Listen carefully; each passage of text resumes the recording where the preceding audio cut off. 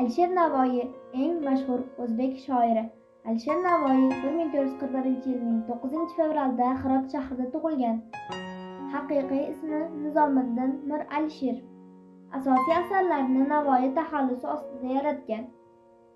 Asarlarini adabiy chig'atoy tilda yozgan va ushbu tilning rivojlanishiga sezilarli ta'sir ko'rsatgan. G'oniy taxallusi ostida fors tilida yozgan. Uning ijodi turk tilidagi va asosiy chig'atoy uning an'analarini qabul qilgan. O'zbek va uyg'ur tillaridagi adabiyotni rivojlanishiga kuchli turtki bo'lgan. Navoiyning etnik kelib chiqishi munozara mavzusi hisoblanadi, ammo ko'pchilik uni aynan o'zbek deb bilishadi.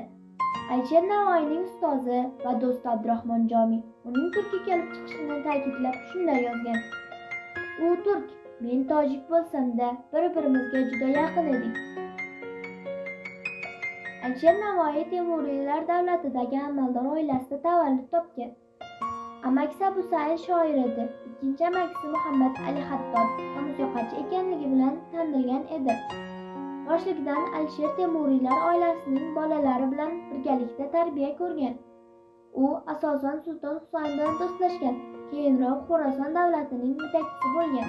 Buyuk Sulaymon Navoiyning ijodini yuksak darajada qadrlardi va o'z kutubxonasida uning qo'lyozmalarini saqlar edi.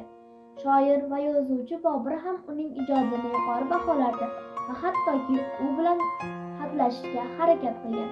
Alisher Navoiyning 500-yilligi munosabati bilan uning sharafiga 1942-yilda Sovet ittifoqida pochta markalari bosib chiqargan. 1947-yilda O'zbekistonda uning sharafiga film yaratishgan.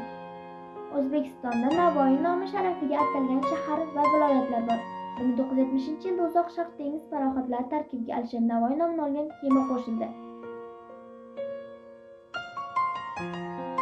O'zbekiston Milliy kutubxonasi uning nomidan olgan. Merkuriyadagi kraterlardan biriga uning nomi berilgan. Dunyoda Alisher Navoiyning bir nechta haykallari bor. Moskvada, Navoiyda, O'shda, Toshkentda, Samarqandda, Bokuda va Tokioda.